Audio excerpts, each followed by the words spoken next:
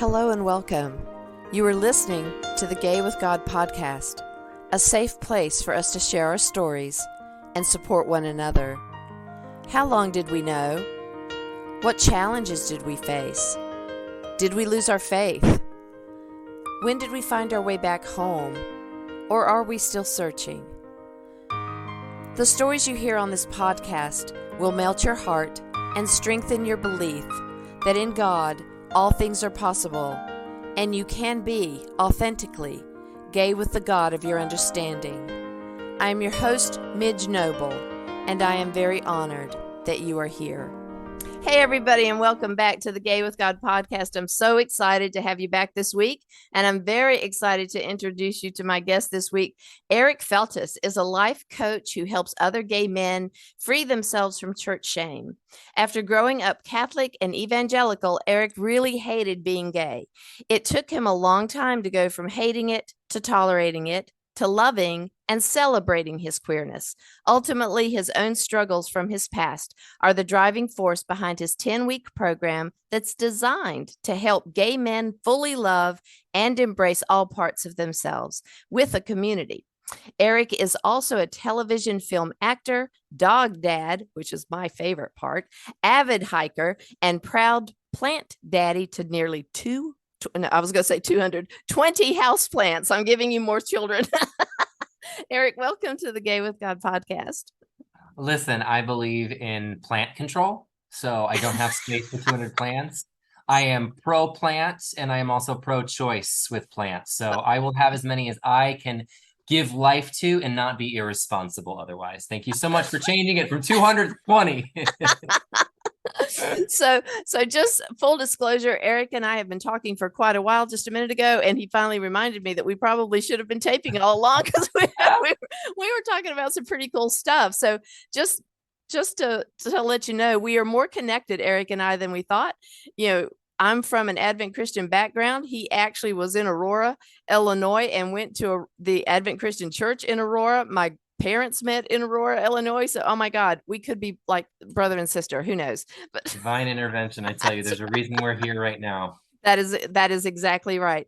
So I'm very excited to have you here. And you know, your presence online is so powerful. And of course, I'll put all of those links on the show page when we're done. But I want people who don't know you and who haven't found you to get to know you.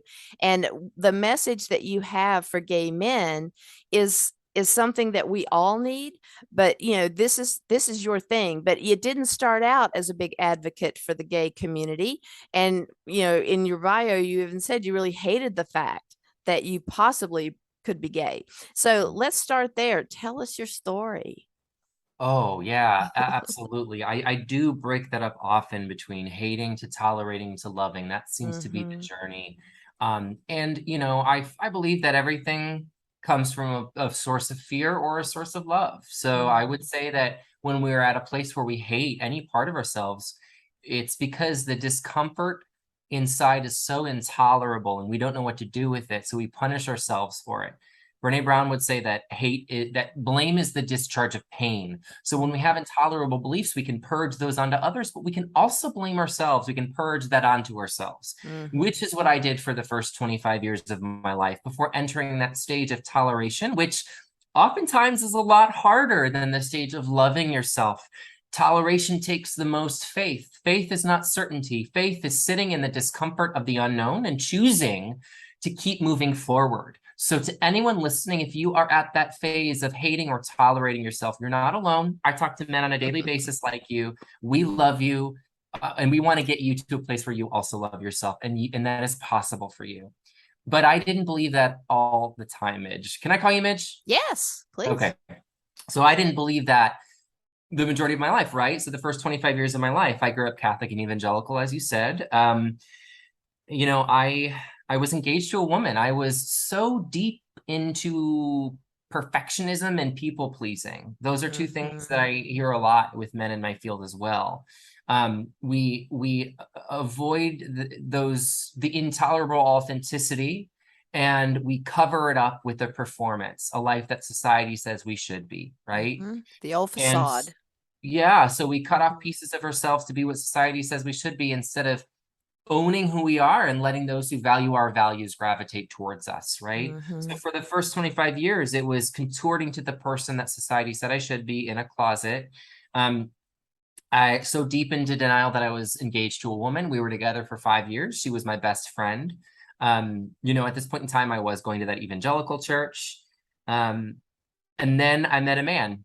And that's how so many stories that's That's tragic, how it starts. tragic downfall of so many stories, right? I And so made a man. I met a man. Amen. Amen. And he really changed my life because it was the first time where I felt seen by another man. I Mm, think up until this point, Midge, I was able to compartmentalize. And I think that not all, but many Christians perpetuate this dangerous belief that your identity is in Christ and nothing else. mm-hmm. I don't think that's accurate. And I don't think that Jesus would agree with that message. Mm-hmm. We should not deny pieces of ourselves. And I know from full experience that the more I love my queerness, the more I feel seen by Christ. The more Mm, I think about me crying myself to sleep as a child, praying the words, "Dear God, I don't want to be gay," mm. is no different than Jesus the night before he was murdered by someone that he trusted, turned in by someone that he trusted, Right. night before crying in Gethsemane saying, "Please, God, I don't want to do this." Mm-hmm. So the more we choose a love for ourselves, the more, ironically, we realize that we are much more like Jesus than we thought. Mm, But I didn't know that. I separated Jesus from me for so long through mm-hmm. perfectionism and people pleasing. But when I met this man, it was different. I couldn't sweep it under a rug because it wasn't just the physical. I made eye contact with him and I fell in love with his eyes. I wanted to be with him, not just use him as a Mm-hmm. distraction to get out that homosexual feeling, right? Mm-hmm. Um, Mm-hmm. and that is when I knew that being gay is not wrong, but that living a double life is wrong. Mm. So I am not proud to say that I cheated on my fiance with that man. And that's kind of when I woke up and I'm like, oh, I'm living a double life. I'm hurting people along the way. For what? Mm-hmm. I'm not happy. So what am I, is avoiding the truth worth it when I'm hurting people along the way? No. So I came out of the closet 6 months before the wedding. I called the wedding off. I came out to my family. My parents are awesome. I genuinely asked the question after saying I'm gay, do you still love me? And Mm-hmm. I know how sad that is now because at that time I was trained to believe through Mm-hmm. actions in a conditional form of love, Mm-hmm. transactional love, right? Right. Right. So when my mom cried and said, "What did we ever do to ever make you feel that there's anything you could do that we wouldn't love you?" Aw. That Aw. was faith in action. That was Mm-hmm. unconditional love for her son. I say Mm-hmm. this because I have a lot of privilege, because I come from a family that would say that to me instead of kicking me out of my house. Midge, Right. 25% of homeless youth who come from Christian households are kicked out of their parents' house Yep. the day they come out. 25%. Mm. That's not Christ. Nope. To Mm-mm. see Christ's love through my mom in that moment, it was one step towards authenticity in the right direction. Mm-hmm. I always say that oftentimes coming out is risking relationship for authenticity. It's something that we all go through. Mm-hmm. And it's similar to planting a tree. If I'm going to plant a tree and it turns into a sapling, I'm not going to invite the whole world over to see that tree. It needs space, nurturing, time. I'm going to nurture it. I might bring a few people over that I love and trust to look at that tree and fertilize it and water it with me and love it with me until it grows strong enough to be climbed upon by society. So Mm. while I did fling out of the closet because everyone needed to know why the wedding was off, right? I started, and a lot of people already knew, let's be honest. I Yeah. Yeah. started by sharing that tree with my close family members first. So Mm-hmm. that's what I did. That grew like wildfire. Everyone found out very quickly.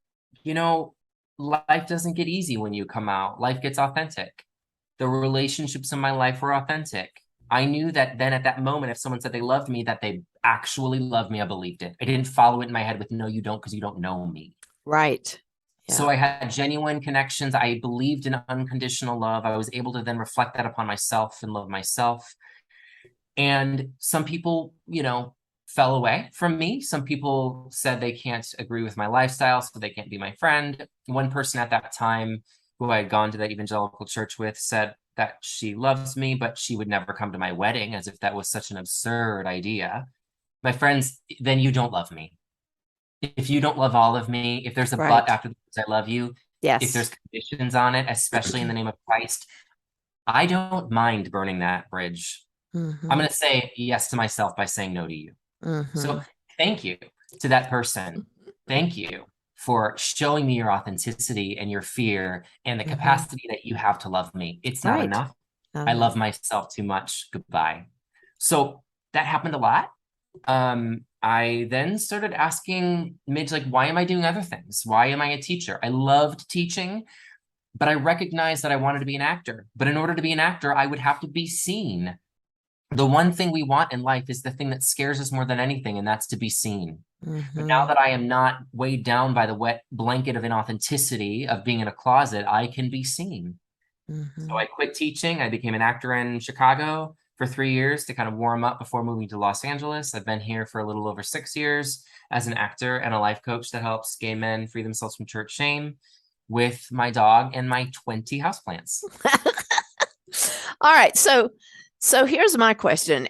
Growing up Advent Christian, we Yeah. had no choice but to believe that homosexuality was a sin and you would go to damnation fire.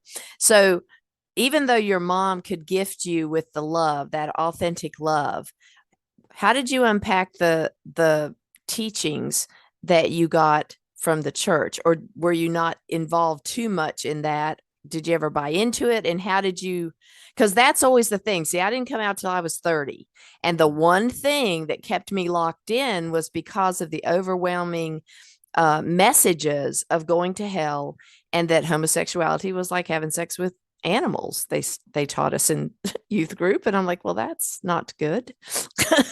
That's not Yeah. good. So how did you deal with the spirituality part, or was that something that was not a struggle for you? Oh, it was absolutely a struggle. And that was Mm-hmm. that phase of toleration. Mm, I did leave the church right away. Not shocking to me. Most people from that church never reached out to me again. right. Some people did.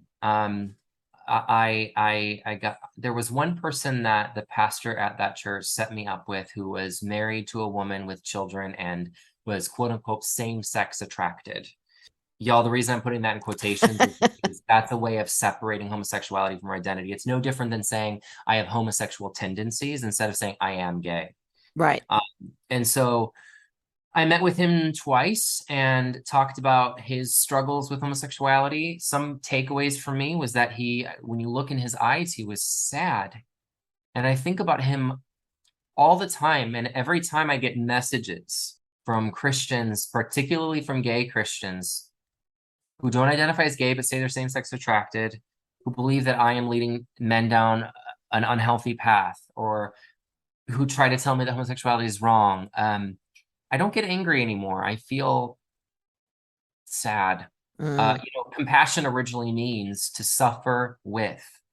mm, When we put Jesus in a sky and separate Jesus from us, and we use perfectionism in order to look and act perfect, we are avoiding the opportunity to suffer with others. mm, But when we step into our authenticity and choose authenticity at the risk of relationship, we then have the ability to show compassion for our brothers and sisters and beyond.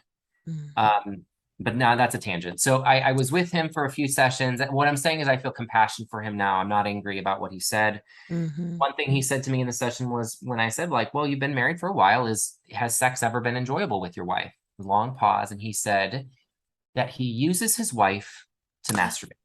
Oh my goodness. He uses his wife's body to achieve orgasm, and that's it. Now, do I think they don't have any connection? No, I will not say that. Do I not think that there's anything good in their relationship? That's not my place to say. Right. But I will say that I want a partner so that I can have connected, loving, Mm-hmm. consensual, safe sex with, where we're both on the same page. And that's not that life would not have given me that. Mm-hmm. I tried. Um, So when I broke the wedding off, I got an apology letter from him apologizing for failing me. Mm, And I threw it away, and I really wish I hadn't. That's where I was at that time. It was intolerable. That's fair. right. What I needed to do Right. was protecting myself. But now that I'm Mm-hmm. a little different and have boundaries and understand where he's coming from, I just feel sad for him because I feel that was a projection of how he feels about himself. And Mm-hmm. I think he saw me at the beginning of my life, and I think he thought, oh, I can change this guy. And when he realized he couldn't, I think it was a reminder deep down that we can't be changed. Yeah. He sees me now, it's another reminder that he didn't choose that path, I think. Mm-hmm. I got that response. And then I got a couple of people reaching out to me and said that they supported me and love me as I am. And that is beautiful. So I think Mm-hmm. it's important to point out that I don't want to throw the baby out with the bathwater. There were some really loving, wonderful Mm-hmm. people, just like my mom until that point, that were a part of that church with me. Mm-hmm. And Um, that's a yeah, miracle right there. Just so you know, people, that's a miracle yeah, that there was anybody in that church that would have aligned with him. But yeah, there are people now that from the college that I attended in Massachusetts, which was another one of our colleges, that there were many of us that were gay at college and yeah. just never came out to it. I didn't know I was gay, but the ones that did never came out and led that straight Christian life. And now we've connected all these years later and we're like, oh, really? That's interesting. Yeah. Yeah, the guy I was engaged to turned out to be gay, which is why he broke up with me. We were going to be married also. But he didn't want to. He told me at one point years later, he says, you know, Midge, he said, I loved you so much as my sister that Yeah. I would have married you just not to break your heart. But I know that marrying you would have broke both of our hearts. And so Wow. I couldn't tell you, you know, at college, but I had to break up with you to save both of us. Well, and what 21, 22, 25-year-old really know? I I'm not know, trying to right? patronize. It's not the same. Yes. Yeah. And my dad said to me, Eric, I know that you think this is the end of the world. And he said, I promise you, this is the beginning of your life. Wow. Perspective. I mean, loving Mhm. father, which I say this for a couple reasons. One, it goes against this negative belief that if you're gay, you have an absent father, which I see in the comments all the time. So we're still Uh, perpetuating that negative yeah. belief. Yeah. Two, I think it's important for us to speak voice, to give voice to those, especially cisgender men who are the face of most of our trauma, Mm-hmm. who are learning and who are Mm-hmm. growing. I think it's important because we need them. Yes. Oh. I didn't answer your question about spirituality, Mitch. My answers are too long. Well, I think part of your answer was that you had people that modeled Jesus to you in a very closed and unaffirming church in general. The Advent Christian Church does not agree with homosexuality. Now, I do know there are Advent Christians now that agree that homosexuality is not a sin, but as a church denomination, I don't think you'll find that. So I think your spiritual journey, even though it was probably taught to you that it was not okay, you had key people in your life, like your mom and your dad and other people from that church that were allies for you and Yeah. that supported you through that. Was there ever a time that you personally had a hard time just kind of gravitating back to that teaching, that maybe I'm telling myself a lie? Maybe I'm not Sure. going to. Yeah. How did that work out for you? All the time Mm-hmm. to this day because I'm Yes. still learning, you know? Mm-hmm. So I left that church the day I came out. I never returned again. And I think I thought I was done with church forever, but I don't remember anymore during that 6 month absent period what my thoughts about God were. I really don't Mm-hmm. remember anymore. I think that I was so excited to be a kid in the candy store and explore some of the joys of homosexuality that I hadn't Mm-hmm. explored before, just like sex and deepening relationships with people who actually saw me as I was. Being able to watch a movie with my mom and say, I think he's cute, and have her either agree or say, no, I disagree. Like just conversation. It's like I felt like I was like making up for lost time. And I Uh-huh. love that. In that, I was invited to go to a church in Chicago. So I was living in Aurora at the time. And the church is called Urban Village Church. It's a Mm. United Methodist church. There are 4 churches in Chicago called Urban Village Church. They are church planting family. And I went to one downtown, and it was the first time where I saw queer people in leadership positions. Ah.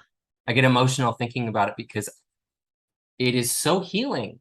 You Mm. don't, this goes into, representation matters. Like I will never Mm-hmm. know, I'll never know the shock and awe of seeing a white person in a leading role because I've seen that my Mm. whole life. I've had that privilege as a white Right. person. Right. But you better believe I bawled my eyes out for every episode of Heartstoppers because it was giving something to the inner child that it never had that. Mm-hmm. The Mm-hmm. church, Urban Village Church in Chicago, gave me something that I craved my whole life, which was to be seen, safe, and celebrated as and because of who I am. And that space provided the opportunity for me to ask uncomfortable questions like, how do you know you're not going to hell?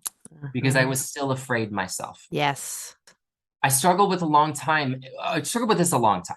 And I always tell Mm-hmm. people, you don't shift those beliefs overnight. Every time Mm-mm. you choose love for yourself, you're given what I say is a grain of sand. You're not going to do anything with that grain of sand except put it with the rest. Over time, you're going to have a beach.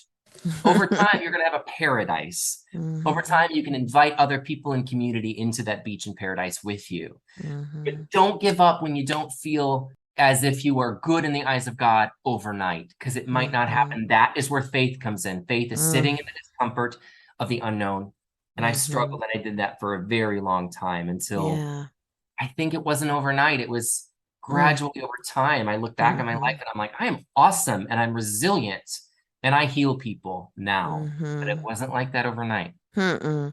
Yeah, I think the patience of the journey is really hard sometimes. And I tell people that anytime you're in a group that's marginalized or, targeted, that it's very fragile feeling that, okay, so this person comes into office and they say, hey, gay people, we love you and we're going to bring you some health care and we're going to give you some rights and we're going to make you available for marriage. And then the next person comes in and says, no, gay people, you're going to hell. We're taking it all away. And I said, when your basic right to be yourself gets taken away at the mark of a pen, then that speaks to your own essence of who you are, It's that you're scary. not enough. And it's very scary. It's frightening.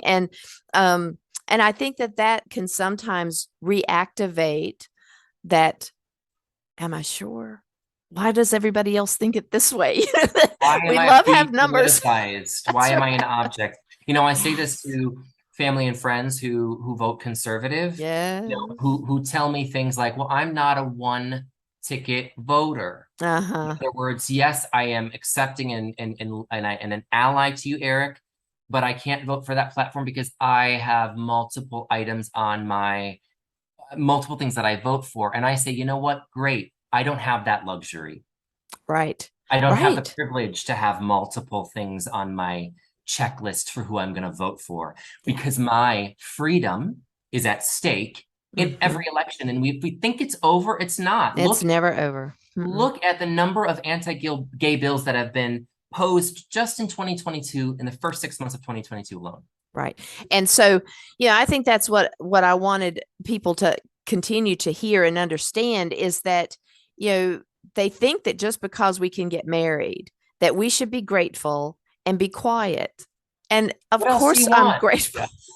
I know, what else do you want? You got what you wanted. And I'm like, and you think it's going to stay? I mean, so I got what I wanted. Is it law? Is it a law that cannot be changed or challenged in the Supreme Court? We've had laws. They don't mean anything if people can challenge them and tear it down. And it's still legal in 20 some states. I don't want to give an exact number because I want to say 28, but I could be Yeah. wrong. Yeah. 20 some states, it's still legal to fire someone based on their sexual orientation. Absolutely.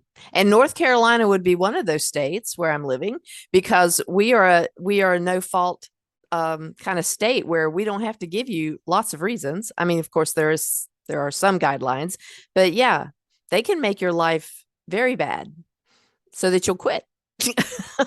They won't ever say it's because you're gay.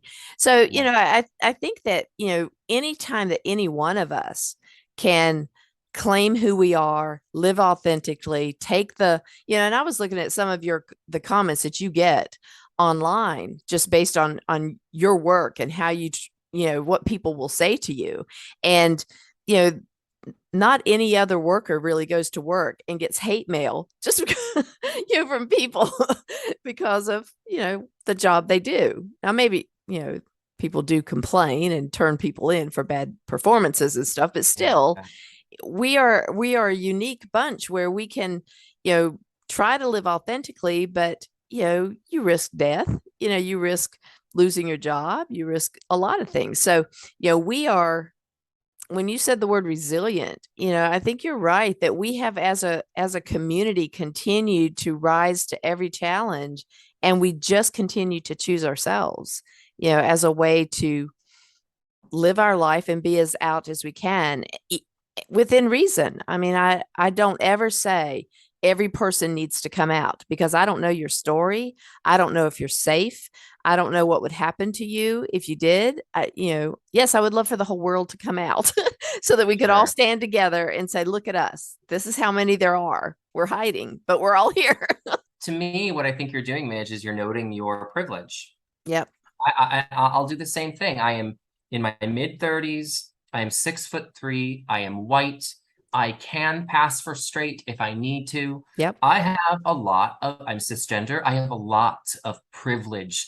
So for me to say that it's just as easy for a 16-year-old Black trans person to come out to their Christian parents, it's not, or to the world. I think and it's not, it's really not my place to talk about a demographic of which I'm not a part, but the observation I've made is that there's a lot of stereotypes, wrong stereotypes, as an example, that members of the Black community are more homophobic than other communities. That's a stereotype that we see. But what I believe is happening in reality is that it's not that they're more homophobic, is that they have more going against them. Absolutely. You have a Black boy who's 16 who gets in a car, and you have to give that child a conversation about how to behave in front of a police officer. I never had that conversation because I didn't need to. And now that person is gay, not now, but we're adding another minority group to that person, so to your point, everyone's story is different. This is just the story of Midge and I, and it's important to understand that you have a different situation than we do. So please, if you're listening to this, don't compare your lives or your actions to us. It's not fair to you to do so. And even when we did come out, I mean, the part of that is that there are losses. We can't ever say that you're going to come out and it's just going to be great and you're never going to have another problem with it, because it does happen. It does happen. Right. So when you work with the men, what would you say is the biggest struggle? Oh, and I know this is a generalization, but what is the biggest struggle that men bring to you that is a common theme that we all seem to be dealing with? In their words, I've said this before, but it's important to repeat. I'm not gay enough. I'm not Christian enough for Christians. I'm not gay enough for the gay community. Oh, wow. Yeah. So what I hear a lot is they come out of the closet and they think they'll be embraced from this community in which they came out for. And oftentimes they're not. And I think it's because the gay community is one that is made up of a bunch of hurt, burned, rejected people. While we know that healed people heal people, like you and I, hurt people hurt people. So we're forced out of a church for our authenticity and placed into a community that also doesn't want us. So in maybe life coachy, maybe like Brene Brown terms, I would say that it's a lack of belonging. It's a lack of worthiness of belonging.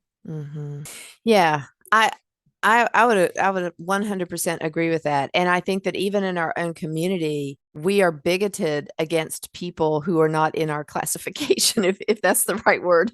That it's like, okay, so I'm white, I'm gay, I identify as a lesbian, and then you have someone who may be understanding that they're trans and that they want to be able to be authentic on the outside with how they've always felt on the inside. And the community has really had a hard time embracing a lot of the trans folks in our community, because when you don't live another person's life, even though we can be empathetic, I think it's really sometimes hard to understand everybody's journey. And I think that's also some of that religiosity that we have, that it's like, oh, Yeah. wait a minute, God created everybody in his image or her image, or, if anybody uses her, it's, then we go, whoa, God's a she. Oh my gosh. And oh my God, we were just getting used to that. Jesus is probably brown. Oh my God. Yeah, exactly. So we have a lot of baggage. And so just like, the African American community, they have all this, color variation, bigotry going on. And, the gay community is like, now, wait a minute. We've had these letters. We don't need any more letters. Right. You're I think a lot of it, Midge, comes from the need to control. We leave the church space because we've been burned, but we keep with us the need to control. Right. So just as it's not a Christian's place to tell me that I am wrong to believe something that doesn't align with them, it's also not a gay person's place to tell me that I am wrong to believe something that does not align with them. I understand where it comes from. I get a lot of gay people to say, I can't believe you're supporting an institution that's hurt so many of us. And I feel your pain. I feel it. I want to explain something, though. When I say that I'm Christian, what I really am is a Christian philosophical thought leader with Buddhist tendencies, but that doesn't fit on a bumper sticker. I don't believe that Jesus wanted to be worshipped, because he didn't say, come worship me. He said, come follow me. I believe Jesus was a Buddha. I believe that Jesus was asking us to raise our consciousness to his level, and we failed. Instead of raising our consciousness to his level, what we did was we pushed him above us. And we said, no, we're going to dehumanize you and worship you so we don't have to do what you're doing. But Jesus said, no, keep me on your level and do what I'm doing. Yeah. So that is the kind of Christian that I feel I am. And I feel I can reclaim that from an affirming church space. I'll say that my boundary is I don't interact. I have said never before, but I retract that. I don't want to never say never. You never know. No. But I don't interact at this point with any welcoming churches. A welcoming church is one that says, hey, you can sit in our pews, but you're not equal. Advent Christian with a welcoming church, right? In Aurora. So that's my line. But everyone has their own line. I know some people who are gay Catholics. I know some people who and want to reclaim that. That's great. I have some of my clients who walk away from the church forever. Amazing. Some of my clients abstain from sex. Some want to have sex yesterday. I say, amazing. How can I help you to love yourself? Right. So when anyone tells me that I'm wrong to be who I am, I would invite them to the table and see if we can have a conversation about that. Can you ask me questions instead of tell me how I should or should not live my life? Because how are you any different than the people that burned you?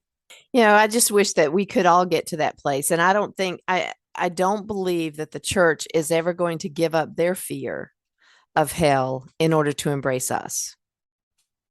Can you say that again? Say that again. I don't believe that the churches will give up their fear of hell to embrace us. Wow. What a shame for them. Yes. What a sad, fear-filled existence when you are completely ignoring the message of the gospel. Jesus did not say, that's right. Jesus said, you may enter the kingdom of heaven through me. I don't believe he meant that you need to believe in me, even though the majority of people that are going to write about me in my autobiography called the Bible have never actually met me, even though words will be changed throughout history, even though the word homosexual will be added to the Bible in the year 1946, just all of the mistranslations, it doesn't matter. You have to believe in me. And if you don't, then the unconditionally loving Father that created you is going to make you suffer in hell for eternity.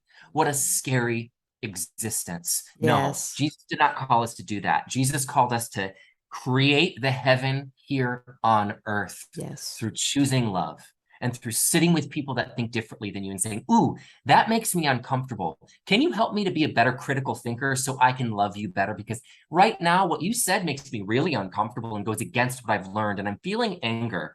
But instead of purging that discomfort onto you, can I just hold it myself and have a conversation with you? That is what Christ would have done.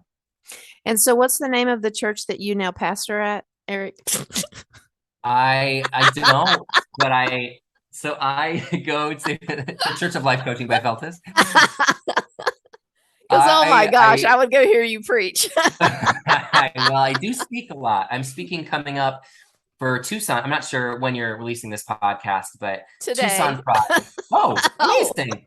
Tucson Pride. I'm gonna look at it on my calendar. I want to say that I'm preaching this, is it this Sunday or next Sunday? You'd think I'd know. Next Sunday on October 2nd, I am preaching at a church called New Thought Church Ooh, in Tucson for Tucson Pride. nice. I have preached at my church. I can give you, for show notes, I can give you my YouTube channel, which has Oh, some of good. my preaching in it. Good.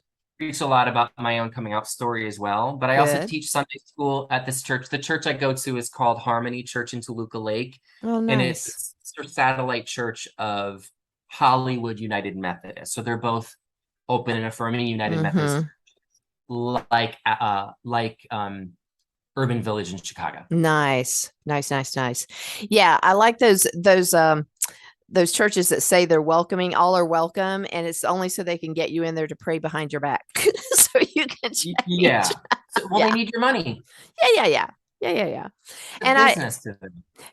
have you ever lost someone in the gay community because you were Christian, identifying as a Christian person, and that they didn't want to trust that part of you?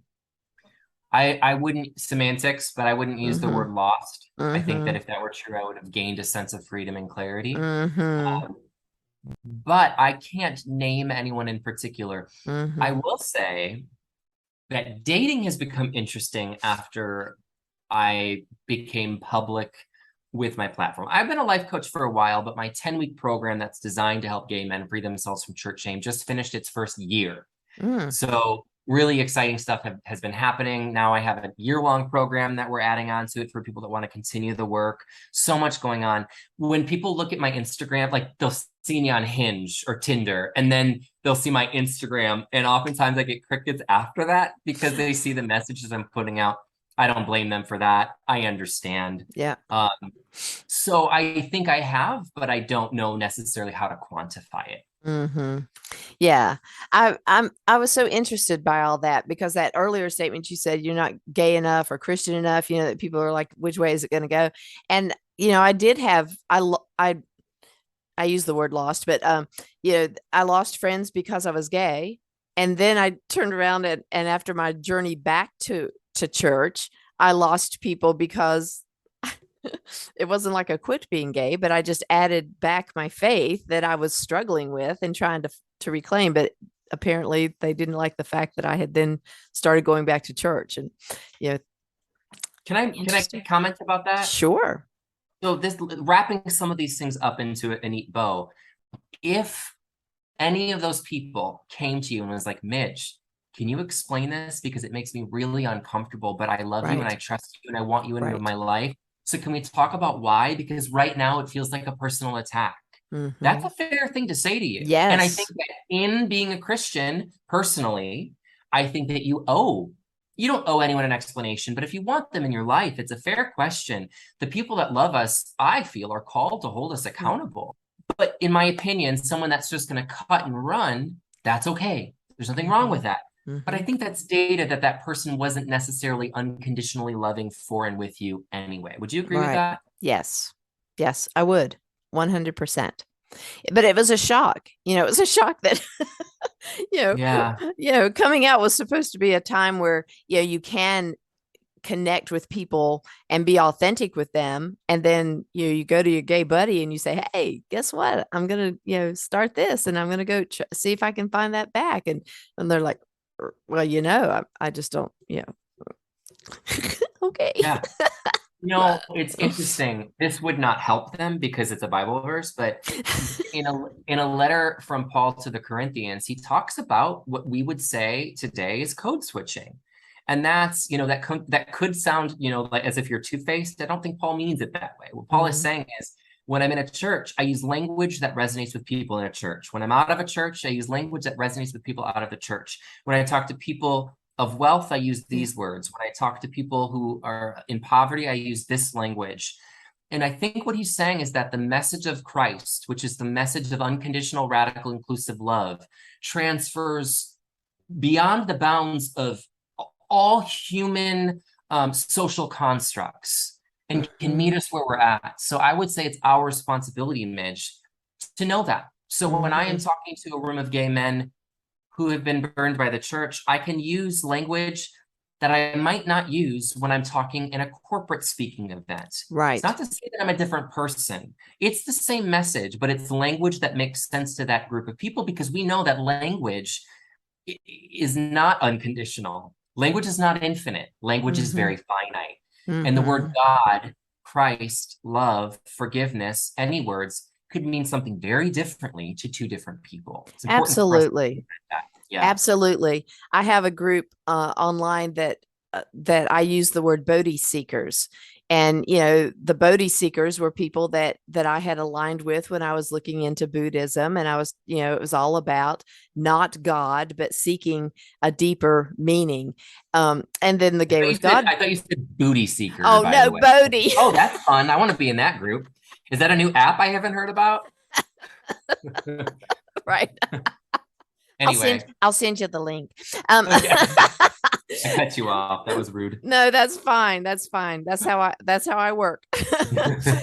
And then with the Gay with God group, I'll use the word God. There are times that I've used creator of all that is. It's like, I don't really think God cares what we call God. I think that it's how we live our lives and how we show up in the world. And, you are showing up in the world in a way that heals and excites people. And I love what you're doing. I told you that earlier, but I just love what you're doing. And I love the fact that you came from a place where no one would have expected.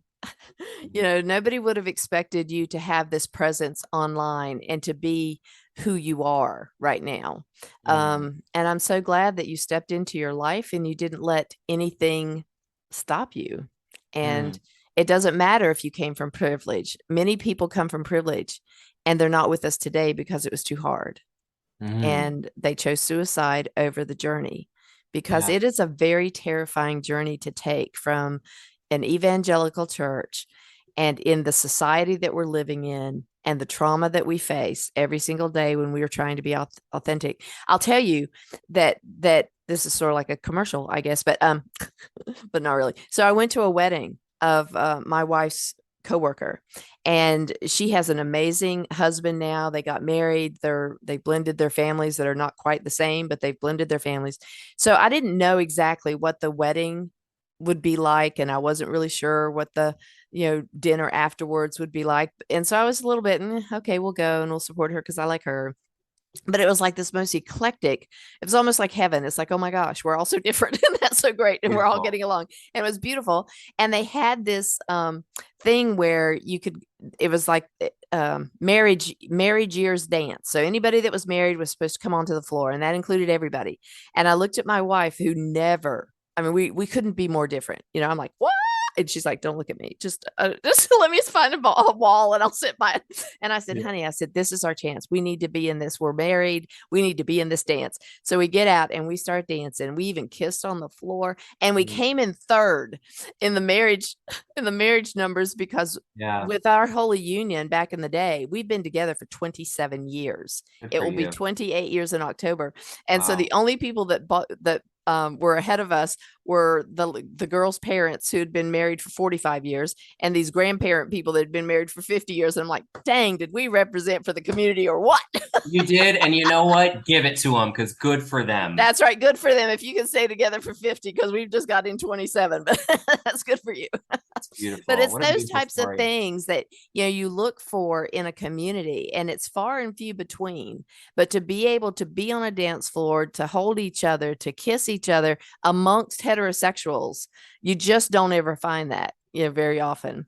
And this is the unconditional, radical, inclusive love of God, universe, higher power, whatever word you want to say, because you have no idea, Midge, the impact that kiss had on anyone else in the room. There could have been one person who's in the closet that felt a little safer. Let's just say there was a 16-year-old girl sitting there watching you two, and then on the drive home, she overheard her mom and her dad talking about how lovely it was to see these two women dancing and be together for 27 years. And that could have given her the courage that she needed to talk to her parents. We have no idea. Yeah. We have no idea the impact that we can have on others by just choosing love. That's it. Yes. Yes. Well, even though I could talk to you for like a million years, but I want to give you a chance to think about what is the one thing that you would want to share. Like if someone were in your shoes back in the day and they are struggling to come out, but they don't know what to do or how to do it, what would be the one thing that would have helped you back then if someone could have said it to you earlier in your life? Closely examine that voice that's telling you that you're bad. Mm-hmm. And ask yourself, would an unconditionally loving God speak to me this way? Mm-hmm. If you can note and understand that there's so much we don't know and there's so much room for wonder, if you can sit in that discomfort and continue to choose to love yourself in whatever way that works for you, I promise you that you will be rewarded. Mm-hmm. And I want you to know that in this space, I will always see you. I will always do my best to keep you safe, and I will always celebrate you, not in spite of who you are, but because of who you are. And I'm getting emotional again because it's just what I do, but it's because my tears are your tears. Mm. I cried myself to sleep at night all the time growing up, praying, please, Mm. God, do not make me gay. Please, God, change me, change me, change me. And God changed me. God did not make me straight, thank God. God changed me and helped me to love myself deeply. And that is a miracle. A miracle is when we receive something that we didn't even think was possible, that was out of our realm of understanding. God answered my prayer. God transformed my mind into a place of loving myself. And I hope that you get to that place because we need you and you're a gift. That's beautiful. Is there anything else on your heart and soul that you want to say before we end today? I would just say, if this resonates with you, reach out to me. I know that I understand and I recognize that I use very exclusive language by saying gay men burned by the church, gay men church, right? That's very exclusive language. The reason I use exclusive language is because I want to be extremely transparent and honest about my limitations. I will never, ever know what it's like to be trans. Not to say that trans men are not men. Trans men are men. And I can work with trans men who are men, right? But I don't know what it's like to be different. So the messaging I put out are to a group of people that I'm confident that can help. But if you don't fit into that group, that doesn't mean that we cannot work together. It would mean that it would require an additional conversation about my limitations and lack of experience as someone who is a female, as an example. But if we can have that conversation, we can still potentially work together. So that being said, if anything resonates with you or you just want to learn more, my Instagram is probably the best way to reach me. It's just Eric Feltes, ERIC, F as in Frank, ELTES. You can go to lifecoachingbyfeltes.com and download the free video to help you break free from your people pleaser prison. Click on the link in my bio on Instagram and watch the podcast interviews, which I will be adding this one to. I'm here for you. It brings me so much joy to be a part of your journey. So it would be as much of an honor for me as it might be for you. Wonderful. Wonderful. And all those links will be on the show page. So you can get all of those, and you'll give me the YouTube link and we'll hook them up with that too. I'm putting a little box here and say YouTube because, I don't remember things, but I don't either. I forgot about it already. Oh, I remembered something. So Eric, I so want to thank you so much for saying yes to the request to come on the show. I really appreciate that so very much. And it's been a joy to have you here. It's Amen. Feeling is mutual. Love you. Love you back. And thank you everybody for listening, for coming back each week, supporting, sharing, and subscribing wherever you get your podcasts. If you want to see more information and links to connect with Eric, go to the Gay with God show page at empoweredmidge.podbean.com. If you are questioning whether you can be gay and be in a relationship with God, if you are authentically on the LGBTQIA plus mafia, letter mafia. Yeah. God has always been within you. Even when you didn't know it, you have always been gay with God. Thank you, everybody. See you next week. Stay tuned to hear how you can join the Gay with God community. And remember that we're doing a Facebook group, Gay with God, and we have a Faith Journey Zoom group that you can join from there. And we're having a lot of great conversations in that group, so we'd love for you to join. And if you need a little coming out and faith journey about your faith journey, go to my show page and pick empoweredmidge.podbean.com, scroll all the way down to the bottom and see how to connect with me. And you will also go to that show page to find Eric. Okay, everybody, love you. See you next week. I want to invite you to become a part of the Gay with God community. How can you do that?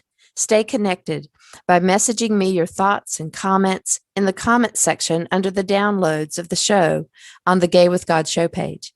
Subscribe to this podcast wherever you listen and share so we can increase our community outreach and be a light to those who are struggling to claim their faith. Consider being a sponsor so I can highlight your service in our community. We are all worthy of respect and a relationship with the God of our understanding. I want to thank you in advance for supporting this podcast. Together, we as a community will keep this show visible and our community stronger. Deep gratitude to my friend Tim McClendon of Tim McClendon Music for allowing me to use an excerpt from Interlude 4, a song found on his CD entitled Sundance.